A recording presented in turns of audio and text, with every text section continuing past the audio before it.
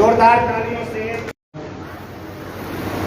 ये जो सर्वकाल को बचत अधिवक्ता संघ जो भारत स्तर का है, अपनी बहुत ही मांगों को लेकर मर्यादा पुरुषोत्तम राम की धरती पर आया है।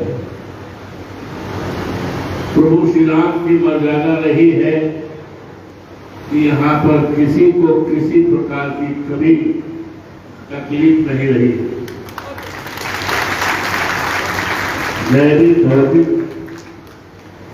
दैनिक भौतिक तपा राम राज का हो न व्यापार। तो आज इस मर्यादा पुरुषोत्तम राम की धरती पर आप सब आए हैं, यहाँ के देवतुल्य मतदाताओं ने प्रभु श्री राम की कृपा ने, प्रभु हनुमान जी की कृपा में, मां कि भारतीय जनता पार्टी भी निर्माणाधीन है। अभी बनने में 2 साल लगेगा, लेकिन उत्तर प्रदेश की महान जनता देवताओं ने पार्लियामेंट में हमारी पार्टी समाजवादी पार्टी को और हमारे नेता अखिलेश यादव के हाथों में होकर 37 सांसद हमारे जीतकर आज देश की बड़ी पंचायत में है। देश की तीसरी शक्ति के रूप में मर्यादा पुरुषोत्तम राम की धरती यहाँ पर सांसद बने हैं। हमारे सांसद कम से कम 50 होते, लेकिन वोटों में हेरा फेरी की कर दी। काउंटी के समय, गिनती के समय अदरवाइज हमारे कम से कम 50 सांसद अवश्य होते। 27 का चुनाव होने जा रहा है। उत्तर प्रदेश का एक गौरवशाली इतिहास रहा है। उत्तर प्रदेश एक देश के बराबर है। यहाँ की गंगा जमुनी संस्कृत है। उत्तर प्रदेश वो प्रदेश है प्रभु श्री राम की धरती है। यहाँ के लोगों का आशीर्वाद है, हम पर है, हमारी पार्टी पर है। आज आप अपनी मांगों को लेकर जिस तरह से काफी दिनों से आप ठोकर खा रहे हैं, काफी दिनों से परेशानी भी झेल रहे हैं, आपके साथियों ने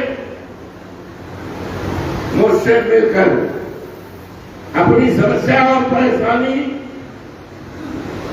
तो मेरे सामने बयान किया है। और आज जब हम आए हैं, ये हमारी कर्मभूमि है, ये हमारी जन्मभूमि है। ये प्रभु मर्यादा पुरुषोत्तम राम की मर्यादा है, उनकी महान कृपा है कि हमारा जन्म ही यही हुआ है। हम जब पढ़ते थे में तो राम मंदिर का मां सीता रसोई में दर्शन करते थे दूसरे दिन। तो हम तो अपने को बहुत भाग्यशाली मानते हैं, लेकिन अफसोस के साथ कहना पड़ रहा है कि भारतीय जनता पार्टी के राज से रहते और चलते प्रभु श्री राम की जो मर्यादा नहीं है, उस मर्यादा को तोड़ा गया है, लोगों के घर को गिराया गया है, लोगों को बेघर किया गया है। और यहाँ की करोड़ों की जमीन किसानों की करोड़ों पर ली गई है। और न कितने लोगों को परेशान और सताया गया है। ये मर्यादा प्रभु श्री राम के राज की नहीं रही है। जैसे यहाँ के जो मतदाताओं ने हमारे जैसे साधारण कार्यकर्ता को यहाँ का सांसद बनाया।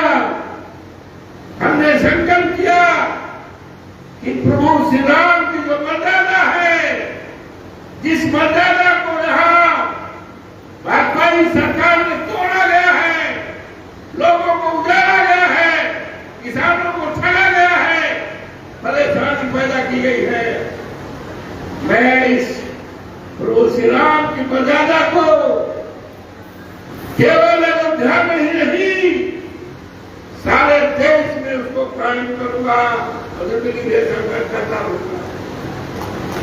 आज आप बहुत ही परेशान होकर, बहुत ही मुसीबत में, बहुत ही संकट झेल करके आज प्रभु श्री राम की धरती पर आए हो, मर्यादा पुरुषोत्तम राम की धरती पर हो, संकट मोचन हनुमान जी की धरती पर आए हो, जहां की मान्यता है कितना भी संकट आपके ऊपर है, हनुमान जी की कृपा से ये संकट दूर हो जाएगा। और आपने मुझ पर यकीन और भरोसा रखकर हमें आपने अपने बीच आमंत्रित किया है। आपके विचारों को हमने सुना है, आपकी जो भी बातें हैं, जो भी मांगे हैं जायज है, 3 का नो है, सारी मांगे जायज है। आपको इस भाजपा के राज में ठगा गया है, केवल आप ही को नहीं ठगा गया, इस देश के किसानों को ठगा गया है, इस देश के नौजवानों को ठगा गया है। इसी देश की दौलत बिना जवाहरात सोना चांदी नहीं हुआ करता, देश की दौलत देश के किसान हुआ करते हैं, देश के नौजवान युवा हुआ करते हैं। हमारे युवाओं को क्या कहा गया था? हर साल 2 करोड़ नौकरी की बात कही गई थी, आज 11 साल हो गया, 22 करोड़ नौकरी होनी चाहिए थी, कहीं नहीं मिली। किसानों की आमदनी दूसरी की बात कही गई थी, आज हमारे देश का किसान सबसे ज्यादा दुखित है, पीड़ित है। महंगाई रोकने की बात कही गई है, महंगाई 4 गुना बढ़ी है और देश का अपमान हुआ, देश संकट में है, आप संकट में हो। केवल आप ही को नहीं ठगा गया, इस सरकार की तमाम योजनाएं ऐसी हैं जिससे देश आज अपने को ठगा मान रहा है। हम आपकी बात से पूरी तरह से सहमत हैं। हम आपसे प्रार्थना करते हैं, लोकसभा का सत्र 21 जुलाई से आहूत है। हम चाहेंगे कि आप लोगों में से एक कमेटी बना लो, 5 की, 7 की, 11 की, 21 की, 25 की, जैसा आप निर्णय करो। और सबसे पहले दर्शनों के साथ आगे अखिलेश यादव जी से मैं आपको मिलाऊं।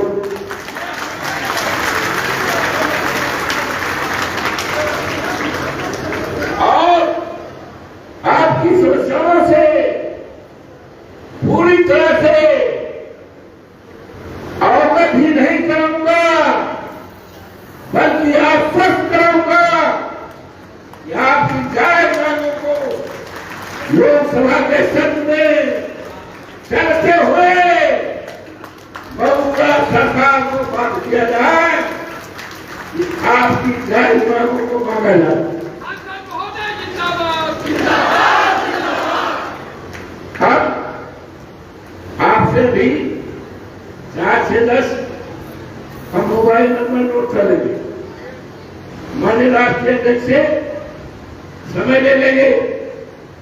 ये सत्र चलने के पहले चाहे लखनऊ में मुलाकात हो जाएगी, चाहे दिल्ली में हो जाएगी और चाहे सफेद में हो जाएगी जहां उनका मंदिर बन रहा है, हम मुलाकात करा देंगे। और उसके बाद जब सत्र चलेगा तो आपके मुद्दे को हमारे जितने 37 सांसद तो हाई है और हमारे नेता की कोशिश होगी कि जितने विपक्ष हैं इंडिया गठबंधन के सारे सांसदों को एक साथ एक राय लेकर के लोकसभा के अंदर जबरदस्त तरीके से आपकी बात रखी जाए और सरकार को बनाने के लिए बात किया जाए।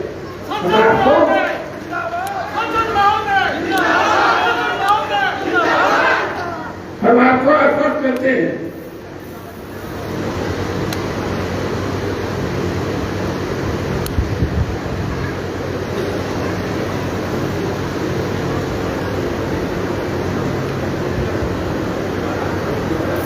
और मुझे यकीन ही नहीं भरोसा है आपकी बातें जायज हैं।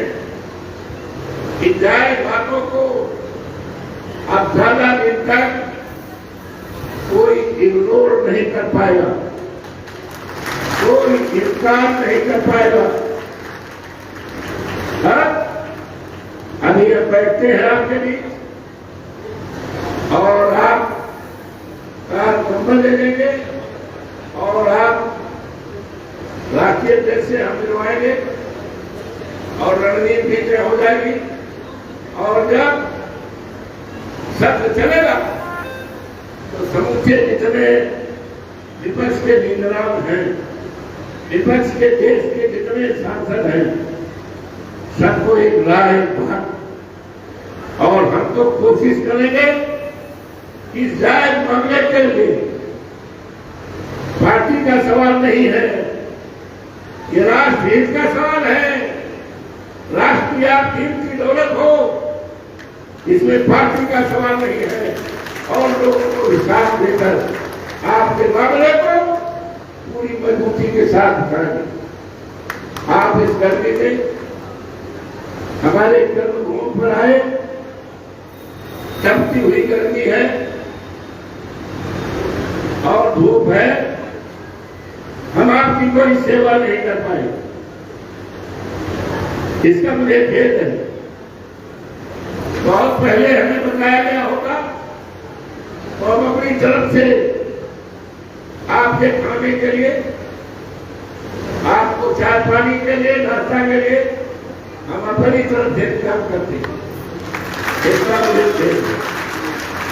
लेकिन मैं पुनः आपसे हाथ जोड़कर विनती करता हूं कि आप प्रभु श्री राम का दर्शन कर लें। आप फिर आएंगे, आप हमारे मेहमान रहेंगे, सारा इंतजाम हम आपके लिए करेंगे। और वो संसद के बाद आपका मामला उठा रहेगा। मुझे उम्मीद रहेगी कि आपकी मांगे मानी जाए, छुट्टी नहीं होगी, तब आप अयोध्या में गिरा पाएंगे। और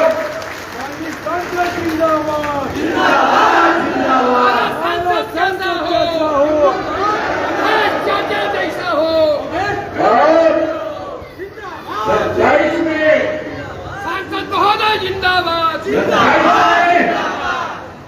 मतदाता इस प्रदेश को समाजवादी पार्टी के नेता अखिलेश यादव को इस प्रदेश का मुख्यमंत्री बनाएंगे।